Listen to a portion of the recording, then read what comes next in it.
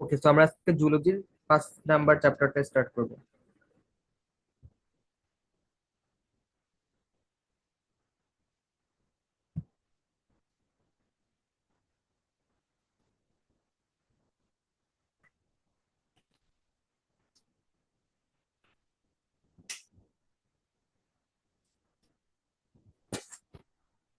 ওকে, আমার স্ক্রিন দেখা যায় কিনা একটু ইনফর্ম করো তো।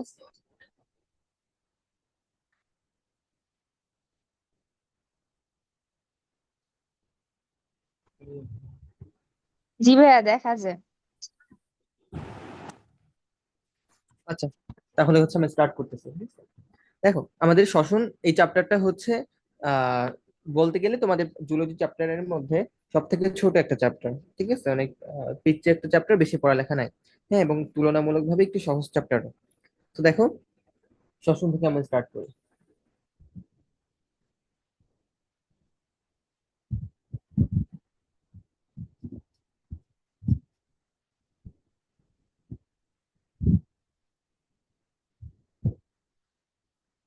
আচ্ছা, প্রথমত আমাদের জানতে হবে যে শ্বসন কাকে বলে।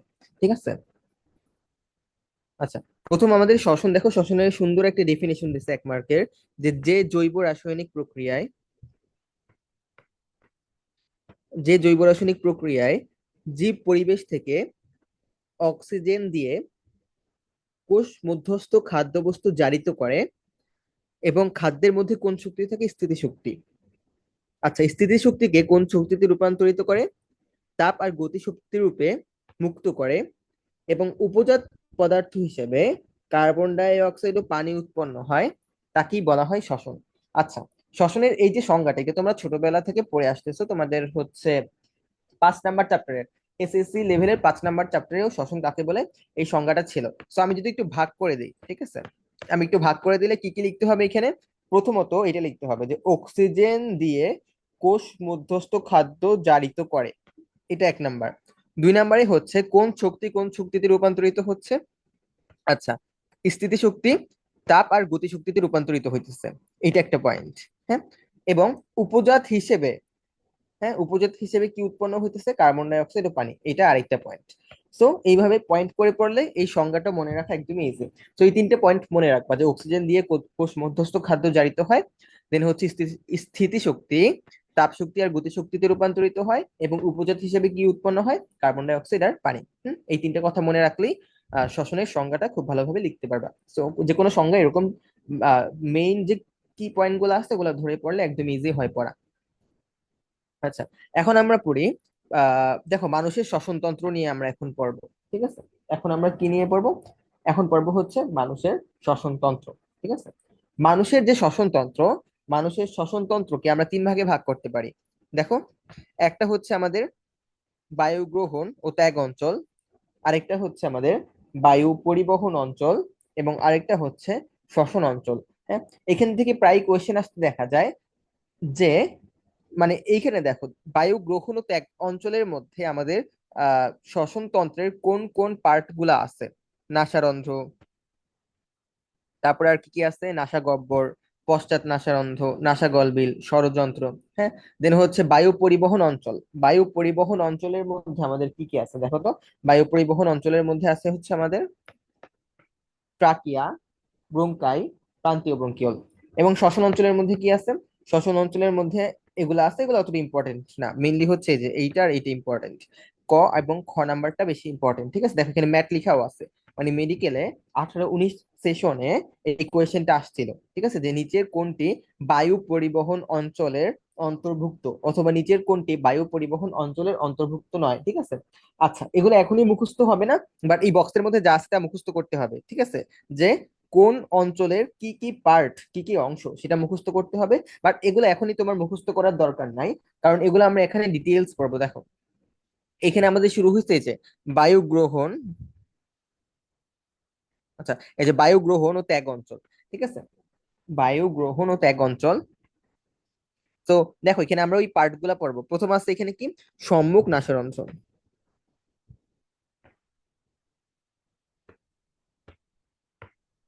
আচ্ছা দেখো, সম্মুখ নাসারন্ধ্র। সম্মুখ নাসারন্ধ্র থেকে কি পড়তে হবে? আচ্ছা, আমরা এখন কোনটা শুরু করছি? বায়ুগ্রহণ ও ত্যাগ অঞ্চল। এই যে এখানে যে বায়ুগ্রহণ ও ত্যাগ অঞ্চল ছিল, তো আমরা ক নাম্বারটা শুরু করছি, ঠিক আছে?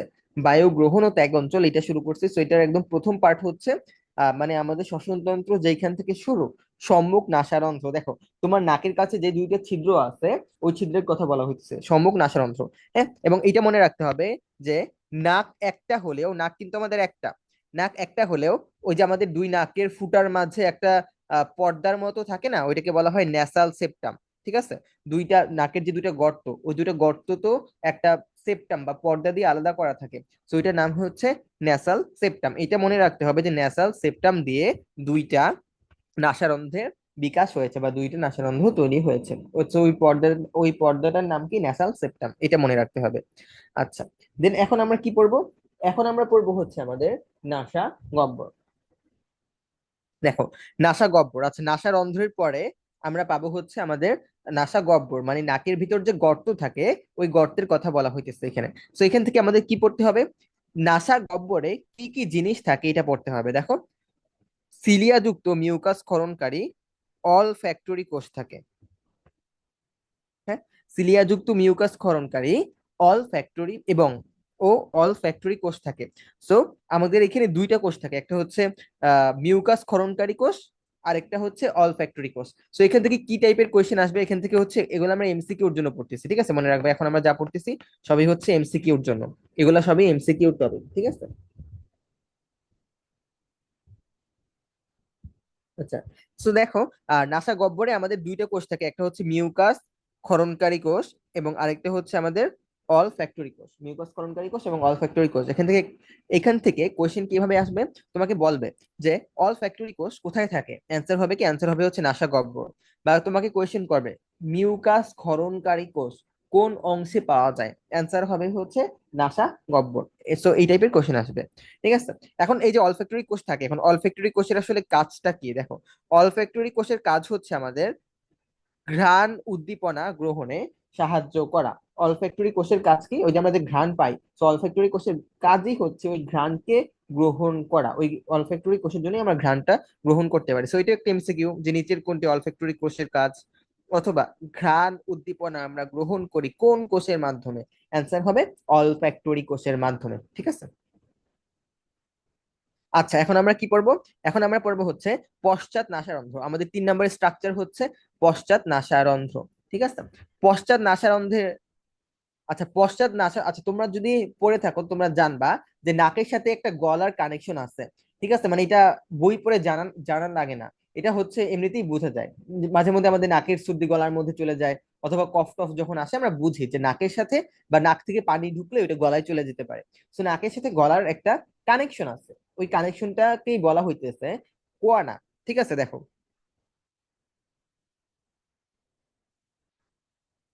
দেখো, পশ্চাৎ নাসা গহ্বর যে দুটি ছিদ্রের মাধ্যমে নাসা গলবিলে, মানে গলায় উন্মুক্ত হয়, তাকে বলা হয় কোয়ানা, ঠিক আছে? তাকে কি বলা হইতেছে? কোয়ানা বা পশ্চাৎ নাসারন্ধ্র বলা হয়। হ্যাঁ, কোয়ানা বা পশ্চাৎ নাসারন্ধ্র জিনিসটা তাহলে কি? যেই আহ যেই কানেকশনের মাধ্যমে বা যেই গর্তের মাধ্যমে বা যেই গহ্বরের মাধ্যমে বা যেই রন্ধ্র বা যেই ছিদ্রের মাধ্যমে আমাদের নাসা গহ্বরটা গলবিলী উন্মুক্ত হয়, তাকেই বলা হইতেছে কোয়ানা, ঠিক আছে? সো কোয়ানা এই নামটা একটু মনে রাখতে হবে। আচ্ছা, এখান থেকে আর কিছু পড়া লাগবে না, নাসা গলবিল থেকে পড়ার মতো কিছু নাই। আমরা আসবো এখন ষড়যন্ত্র। এখন আমরা কি নিয়ে পড়বো? এখন পড়বো হচ্ছে ষড়যন্ত্র, ঠিক আছে? ষড়যন্ত্র নিয়ে পড়বো। হ্যাঁ, ষড়যন্ত্রের ইংলিশ নামটাও মুখস্থ করতে হবে, ল্যারিংস, LARYNX, ল্যারিংস, ঠিক আছে? ষড়যন্ত্রের নাম হচ্ছে আমাদের ল্যারিংস, তো ল্যারিংস নামটা অবশ্যই মনে রাখতে হবে। আচ্ছা, ষড়যন্ত্র মানে বুঝো, যেটা দিয়ে আমরা কথা বলি বা স্বর উৎপন্ন করি, সেটাকেই বলা হইতেছে আমাদের ষড়যন্ত্র, ঠিক আছে? যেটা দিয়ে আমরা কথা বলি বা স্বর উৎপন্ন করি, তাকেই বলা হইতেছে ষড়যন্ত্র। আচ্ছা, এখন আমরা দেখি ষড়যন্ত্রের মধ্যে আমাদের কি কি পড়তে হবে। প্রথম কোশ্চেন, ষড়যন্ত্রে কয় ধরনের তরুণাস্থি পাওয়া যায় বলতো? ষড়যন্ত্রে আমাদের 3 ধরনের তরুণাস্থি পাওয়া যায়। এই 3টা তরুণাস্থি আমাদের কি কি বলতো? 3টা তরুণাস্থি হইতেছে আমাদের থাইরয়েড, ক্রিকয়েড এবং অ্যারিটেনেট, ঠিক আছে?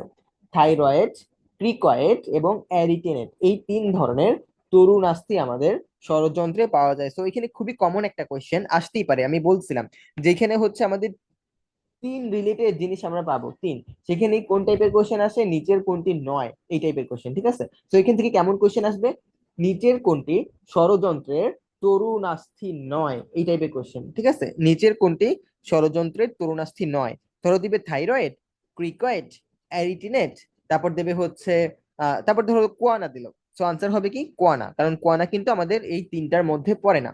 সো এই ইনফরমেশন গুলো মনে রাখতে হবে যে তিন ধরনের তরুণাস্থি পাওয়া যায়, এবং ওই তিনটে তরুণাস্থির নাম কি, থাইরয়েড, ক্রিকয়েড, অ্যারিটিনয়েড, এবং এখানে মেডিকেলের কোয়েশ্চেন আসছে। তো সবাই এখানে এম লিখে রাখো, নিচের কোনটি ষড়যন্ত্রের তরুণাস্থি নয়। হ্যাঁ, এইটা দিয়ে অলরেডি মেডিকেলের কোয়েশ্চেন আসছে। আচ্ছা, এখন আমরা পড়বো কোন তরুণাস্থিটা সবচেয়ে বড়, এটা একটু দাগাইতে পারো, দেখো থাইরয়েড তরুণাস্থিটা সবচেয়ে বড়, এটা মনে রাখবা, ঠিক আছে। কোন তরুণাস্থিটা সব থেকে বড়, থাইরয়েড তরুণাস্থিটা সব থেকে বড়, এই ইনফরমেশনটা মনে রাখা লাগবে। ওই তিনটার মধ্যে এই যে, ওই তিনটার মধ্যে যে আমাদের থাইরয়েড যে তরুণাস্থিটা আছে, থাইরয়েড তরুণাস্থিটা হচ্ছে আমাদের সব থেকে বড়। আচ্ছা, ওই যে আমাদের যে ছেলেদের গলার উপরে একটা উঁচু জায়গা থাকে না, ওইটাই হচ্ছে থাইরয়েড, এটা এখানে লিখছে আর কি, এবং এটি পুরুষের গলার সামনে উঁচু হয়ে থাকে। এটা অতটা ইম্পর্টেন্ট না, বাট জাস্ট একটু জেনে রাখো। এই যে আমাদের পুরুষের গলার সামনে যে উঁচু হয়ে থাকে, এটার একটা নাম আছে, এটার নাম হচ্ছে অ্যাডামস অ্যাপল, ঠিক আছে। এটার নাম কি বলতো, এটার নাম হচ্ছে অ্যাডামস অ্যাপল। তো ওই আমাদের থাইরয়েড যে তরুণাস্থিটা আছে, থাইরয়েড তরুণাস্থিটা ছেলেদের ভালো বোঝা যায় গলার সামনে।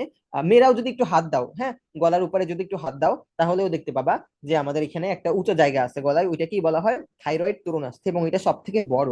এই জন্য ওইটাকে বাইরে থেকে ফিল করা যায় বা অনুভব করা যায়, এবং ওইটার নাম হচ্ছে অ্যাডামস অ্যাপল। এবং ওইটার নাম অ্যাডামস অ্যাপল কেন হয়েছে, কারণ হজরত আদম আলাইহিস সালাম, এটা তোমরা অনেকেই জানো, যখন আপেল খাইতে গেছে, ওই যে একটা নিষিদ্ধ গাছের ফল, সো ওইটা আপেলটা খাওয়ার সময় তার এখানে গলায় বেজে গেছিল। সো ওই সময় থেকে আর কি সব ছেলেদের বিশেষ করে গলার ওই জায়গাটা একটু উঁচা, ঠিক আছে। তো এই জন্য এটাকে বলা হয় অ্যাডামস অ্যাপল। তো এই ইনফরমেশন গুলো মনে রাখা লাগবে। কি কি ইনফরমেশন, তোমাকে কোয়েশ্চেন করা হবে, কয় ধরনের তরুণাস্থি পাওয়া যায় ষড়যন্ত্রে, অ্যান্সার তিন। কি কি, থাইরয়েড, প্রিকয়েড, অ্যারিটিনয়েড। এই দুইটা ইনফরমেশন পড়লাম। 3 নাম্বার ইনফরমেশন, সব থেকে বড় কোনটা, সব থেকে বড় হচ্ছে এগুলোর মধ্যে থাইরয়েড তরুণাস্থিটা। 4 নাম্বার ইনফরমেশন, যে থাইরয়েড তরুণাস্থিকে কি বলা হয়, অ্যাডামস অ্যাপল। হ্যাঁ, এই চারটে ইনফরমেশন মনে রাখা লাগবে। আচ্ছা, এখন দেখো এটা একটা ইম্পর্টেন্ট জিনিস, যে ষড়যন্ত্রের উপরে একটা ছোট এপিগ্লোটিস থাকে। হ্যাঁ, ষড়যন্ত্রের উপরে থাকে একটা ছোট এপিগ্লোটিস। আচ্ছা, সো এইটা কোয়েশ্চেন আসতে পারে যে এপিগ্লোটিস কোথায় অবস্থিত। হ্যাঁ, কোয়েশ্চেন আসছে মেডিকেলে, এপিগ্লোটিস কোথায় অবস্থিত, অ্যান্সার হবে ষড়যন্ত্র, অ্যান্সার হবে ষড়যন্ত্র, ঠিক আছে। এটা কিন্তু মনে রাখা লাগবে, এপিগ্লোটিস কোথায় অবস্থিত, অ্যান্সার হবে ষড়যন্ত্র। তো এটা মনে রাখা লাগবে যে এপিগ্লোটিস ষড়যন্ত্রে অবস্থিত। আচ্ছা, এখন ষড়যন্ত্রে কয়টা ভোকাল কর্ড বা স্বররজ্জু থাকে দেখো তো। ষড়যন্ত্রে আমাদের 6টা ভোকাল কর্ড বা স্বররজ্জু থাকে। এই ভোকাল কর্ডের জন্যই কিন্তু আমরা সাউন্ড, মানে ভয়েস যেটাকে মানে বলি, ভয়েস উৎপন্ন করতে পারি। এই যে আমি যে কথা বলতেছি, আমি কথা বলতেছি কিসের সাহায্যে, স্বরযন্ত্রের সাহায্যে। এবং স্বরযন্ত্রটা আবার কিসের সাহায্যে সাউন্ড তৈরি করে বা শব্দ তৈরি করে, এই যে এই স্বররজ্জু বা ভোকাল কর্ডের সাহায্যে। তো তোমাকে এটা মনে রাখা লাগবে যে ষড়যন্ত্রে কয়টা স্বররজ্জু আছে, 6টা। বা স্বররজ্জু আর ভোকাল কর্ড সেম কথা, কয়টা ভোকাল কর্ড আছে, 6টা, এটা মনে রাখা লাগবে, ঠিক আছে। আচ্ছা, এবং এইটা হচ্ছে দেখো মেডিকেলের ডেন্টালের কোয়েশ্চেনও আসছে। হ্যাঁ, যে হচ্ছে কয়টা স্বররজ্জু বা ভোকাল কর্ড থাকে, অ্যান্সার হচ্ছে 6টা। এবং এটার কাজ কি দেখো তো, এটার কাজ হচ্ছে শব্দ সৃষ্টি করা। এটার কাজ কি, এটার কাজ হচ্ছে আমাদের শব্দ সৃষ্টি করা, ঠিক আছে।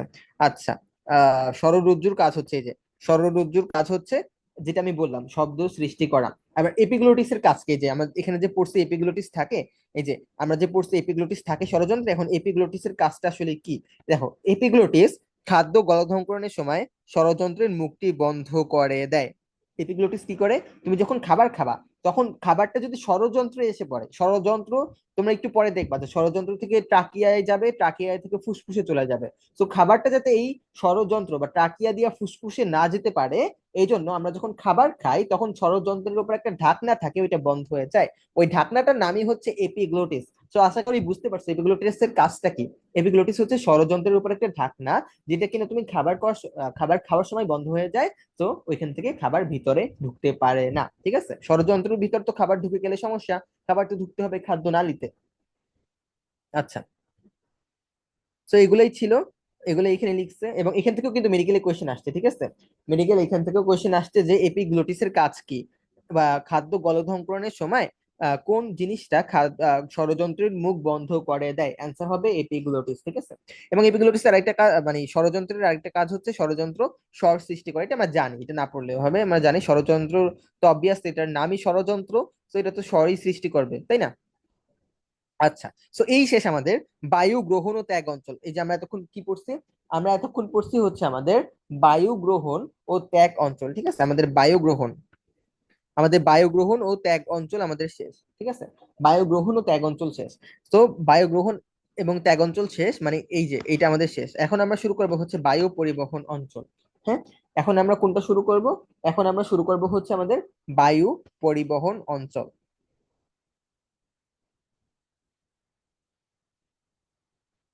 আচ্ছা, এই দেখো এখানে শুরু করছে, এই দেখো, এই যে বায়ু পরিবহন অঞ্চল, ঠিক আছে। এখন আমরা শুরু করব হচ্ছে আমাদের বায়ু পরিবহন অঞ্চল। আচ্ছা, তো বায়ু পরিবহন অঞ্চলের মধ্যে কি কি আছে দেখো, তিনটা জিনিস আছে। একটা হচ্ছে আমাদের শ্বাসনালী বা ট্রাকিয়া, ঠিক আছে, শ্বাসনালী বা ট্রাকিয়া। দুই নম্বরে আছে হচ্ছে আমাদের ব্রোঙ্কাস, হ্যাঁ, শ্বাসনালী বা ট্রাকিয়া আছে, এবং দুই নম্বরে আছে হচ্ছে আমাদের ব্রোঙ্কাস। তো চলো, এগুলোর ভিতরে কি কি ইনফরমেশন পড়া লাগবে এগুলো আমরা পড়ে ফেলি। দেখো আমি মার্ক করেই দিছি, ঠিক আছে। এখানে আমাদের কি পড়া লাগবে? শ্বাসনালী বা ট্রাকিয়ায় কয়টা তরুণাস্থি থাকে? দেখো তো, এটা খুবই ইম্পর্টেন্ট একটা কোয়েশ্চেন, এখান থেকে মেডিকেলেও কোয়েশ্চেন আসছে, ঠিক আছে, যে শ্বাসনালী বা ট্রাকিয়াতে কয়টা তরুণাস্থি থাকবে? 15 থেকে 20টা তরুণাস্থি থাকবে। হ্যাঁ, এবং এগুলার আকৃতি কেমন? এগুলোর আকৃতি হচ্ছে সি শেপ, এগুলোর আকৃতি হচ্ছে সি আকৃতি। হ্যাঁ, এটা অবশ্যই মনে রাখা লাগবে, ঠিক আছে। সো এখান থেকে দুইটা কোয়েশ্চেন। ফার্স্ট কোয়েশ্চেন, যে আমাদের শ্বাসনালী বা ট্রাকিয়াতে কয়টা তরুণাস্থি থাকবে? 15 থেকে 20টা। খুবই খুবই ইম্পর্টেন্ট এমসিকিউ। এবং এই সব দেখতে, এই তরুণাস্থি গুলো দেখতে কেমন আকৃতির? এই তরুণাস্থি গুলো দেখতে হচ্ছে সি আকৃতির, ঠিক আছে, সি আকৃতির। এই যে এই চিত্রের দিকে খেয়াল করো, এই যে আমি যে চিত্রটা জুম করে দেখাচ্ছি, এই চিত্রটা একটু দেখো। এখানে তরুণাস্থি কোনগুলো বলো তো? এখানে তরুণাস্থি হচ্ছে, দেখো, এই যে আমি একটু অন্য কালার, এই যে লাল কালার দিয়ে দেখাই, যে এই যে সাদা সাদা গুলা দেখতেছো, এই সাদা সাদা গুলা, এই সাদা সাদা গুলাই হচ্ছে তরুণাস্থি, ঠিক আছে। এগুলা কেমন আকৃতি? এগুলো হচ্ছে সি আকৃতির, মানে এই আকৃতির থাকবে। হ্যাঁ, এগুলা সি আকৃতির। এখানে দেখে বোঝা যাচ্ছে না, কারণ এগুলো পিছনের দিকে ফাঁকা, ঠিক আছে। তো এগুলো মনে রাখবে, এগুলো হচ্ছে সি আকৃতির তরুণাস্থি, যেরকম এগুলো হচ্ছে আমাদের সি আকৃতির তরুণাস্থি, ঠিক আছে। এগুলো কয়টা থাকবে বলো তো? এগুলো থাকবে হচ্ছে 15 থেকে 20টা, ঠিক আছে, 15 থেকে 20টা, তো এটা মনে রাখা লাগবে। তো এখান থেকে দুইটা ইনফরমেশন পড়লাম, একটা হচ্ছে 15 থেকে 20টা, এবং আরেকটা হচ্ছে সি আকৃতির শেষ। এখন আসো, ওই তরুণাস্থির কাজ কি? দেখো, তরুণাস্থি, দেখো তরুণাস্থি নির্মিত হয় টাকিয়া সহজে চুপসে যায় না। হ্যাঁ, যেহেতু আমাদের টাকিয়ার ভিতর তরুণাস্থি থাকে, এখন তরুণাস্থির কাজটা কি? আহ, এটা হচ্ছে টাকিয়াকে চুপসে যাওয়া থেকে রক্ষা করে, ঠিক আছে। এটা টাকিয়াকে ফুলিয়ে রাখতে সাহায্য করে, মানে চুপসে যাওয়া থেকে রক্ষা করে, জাস্ট এইটুক করলেই হবে, ঠিক আছে। এটা হচ্ছে আমাদের টাকিয়ার ভিতর যে তরুণাস্থি থাকে, ওই তরুণাস্থির কাজ। এখন আসি আমরা ব্রোঙ্কাস, আমাদের তরুণাস্থি শেষ, এখন আমরা পড়বো হচ্ছে ব্রোঙ্কাস, ঠিক আছে। এখন আমরা পড়বো হচ্ছে আমাদের ব্রোঙ্কাস। আচ্ছা, ব্রোঙ্কাস মোটামুটি ইম্পর্টেন্ট। আচ্ছা, দেখো ব্রোঙ্কাস দিয়ে আমরা কি পড়বো।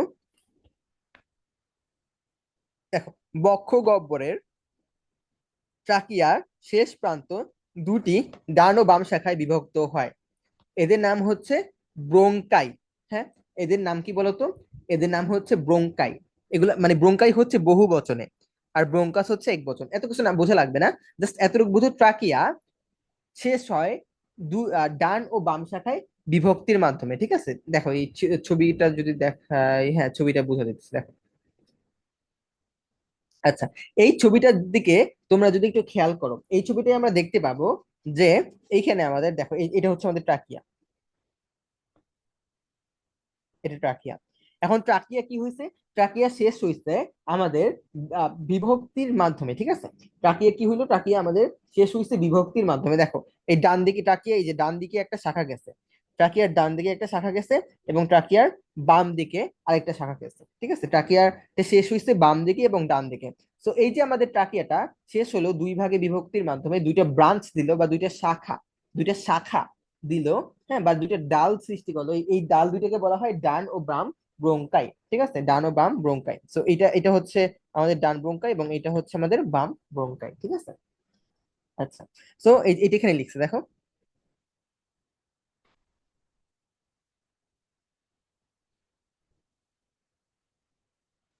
বক্ষগহ্বরের ট্রাকিয়া শেষ প্রান্তে দুটি ডান ও বাম শাখায় বিভক্ত হয়, এদের নাম হচ্ছে ব্রোঙ্কাই। ঠিক আছে, এদের নাম হচ্ছে আমাদের ব্রোঙ্কাই। এই ওই সেম কথাটাই লিখলো। ঠিক আছে, যে বক্ষগহ্বরের ট্রাকিয়া কি হয়, শেষ প্রান্তে এসে দুটি ডান ও বাম শাখায় বিভক্ত হয়, এদের আমরা নাম কি দিছি, এদের নাম দিছি আমরা হচ্ছে ব্রোঙ্কাই। হ্যাঁ, এগুলা ফুসফুসে, দেখো এগুলা ফুসফুসের হাইলাম দিয়ে ফুসফুসে প্রবেশ করে। আচ্ছা, এই যে আমাদের দুইটা ব্রোঙ্কাই, এগুলা কিন্তু হচ্ছে ফুসফুসের ভিতরে প্রবেশ করবে। এখন ফুসফুসের ভিতরে প্রবেশ করার জন্য ফুসফুসে তো একটা ছিদ্র থাকতে হবে বা একটা গর্ত থাকতে হবে, যে গর্ত বা ছিদ্রের মাধ্যমে ব্রোঙ্কাই গুলো প্রবেশ করতেছে। তো যেই জায়গা বা যেই ছিদ্র বা যেই গর্তের মাধ্যমে ওই ব্রোঙ্কাইটা ফুসফুসের ভিতর প্রবেশ করতেছে, তার একটা নাম দিছি আমরা, ওই নাম হচ্ছে হাইলাম। হ্যাঁ, ফুসফুসের যে ছিদ্র দিয়ে ব্রোঙ্কাই গুলা ফুসফুসের ভিতরে ঢুকতেছে, সেই ছিদ্রের নাম দিছি আমরা কি, হাইলাম। ঠিক আছে। আচ্ছা, এখন মজার বিষয় হচ্ছে, এই যে আমাদের দুইটা ব্রোঙ্কাস সৃষ্টি হইলো বা দুইটা ব্রোঙ্কাস তৈরি হইলো, এই দুইটা ব্রোঙ্কাস কিন্তু হচ্ছে বসে থাকে না, এগুলো আরো শাখা প্রশাখায় বিভক্ত হয়। দেখো, এই দেখো, যেটা হচ্ছে আমাদের ডান ব্রোঙ্কাস। হ্যাঁ, যেটা হচ্ছে আমাদের ডান ডান ব্রোঙ্কাস, এটা কয় ভাগে বিভক্ত হয় দেখো, এটা হচ্ছে তিন ভাগে বিভক্ত হয়। হ্যাঁ, ডান ব্রোঙ্কাসটা হচ্ছে আমাদের তিন ভাগে বিভক্ত হয়। ঠিক আছে, এবং বাম ব্রোঙ্কাসটা কয় ভাগে বিভক্ত হয় দেখো তো। বাম ব্রোঙ্কাসটা হচ্ছে আমাদের বাম ব্রোঙ্কাসটা হচ্ছে আমাদের দুই ভাগে বিভক্ত হয়, এটা মনে রাখা লাগবে। ডান ব্রোঙ্কাসটা হচ্ছে আরো তিন ভাগে বিভক্ত হয়, এবং বাম ব্রোঙ্কাসটা কয় ভাগে বিভক্ত হয়, বাম ব্রোঙ্কাসটা দুই ভাগে বিভক্ত হয়। এগুলো জাস্ট এমসিকিউর জন্য। ঠিক আছে, কোয়েশ্চেন করবে এমসিকিউর জন্য, খুবই হট টপিক, খুবই ফেভারিট কোয়েশ্চেন টিচারদের, যে ডান ব্রোঙ্কাসটা কয় ভাগে বিভক্ত হয়, অ্যান্সার হবে তিন। বাম ব্রোঙ্কাসটা কয় ভাগে বিভক্ত হয়, অ্যান্সার হবে দুই। হ্যাঁ, এই ইনফরমেশন গুলো একটু মনে রাখা লাগবে। ঠিক আছে। আচ্ছা, তারপর দেখো, ডান ব্রোঙ্কাসটা তিন ভাগে বিভক্ত হয়ে ডান ফুসফুসের তিনটি খণ্ডে প্রবেশ করে। আমরা যখন এই যে ফুসফুসের গঠন পড়ব, আমরা যখন ফুসফুসের গঠন পড়ব, তখন দেখতে পাবো যে আমাদের, আমরা যখন ফুসফুসের গঠন পড়ব, তখন দেখতে পাবো যে আমাদের ডান ফুসফুসটা তিন ভাগে, তিনটা খণ্ডে বিভক্ত। হ্যাঁ, তো এটা আর কি লিখছে যে ডান যে আমাদের ব্রোঙ্কাসটা আছে, ওইটা তিন ভাগে বিভক্ত হইয়া ডান ফুসফুসের তিনটা খণ্ডে প্রবেশ করে। হ্যাঁ, এবং বাম ব্রোঙ্কাসটা দুই ভাগে বিভক্ত হয়, বাম ব্রোঙ্কাসটা দুই ভাগে বিভক্ত হয়ে বা- বাম ফুসফুসের দুটি খণ্ডে প্রবেশ করে। হ্যাঁ, তো আমরা দেখবো একটু পরেই যে ডান ফুসফুসটা তিনটা খণ্ডে বিভক্ত এবং বাম ফুসফুসটা দুইটা খণ্ডে বিভক্ত। ঠিক আছে। আচ্ছা, তো আমরা এখন শুরু করব হচ্ছে ফুসফুসের গঠন। তার আগে আমি একটু মিটিংটা ইন্ড করতেছি। হ্যাঁ, তোমরা আবার মিটিংটা ইন করে আবার লিঙ্ক দিচ্ছি, তোমরা একটু তাড়াতাড়ি জয়েন করো। ঠিক আছে, মিটিংটা ইন করে লিঙ্ক দিচ্ছি, তোমরা আবার তাড়াতাড়ি একটু জয়েন করো।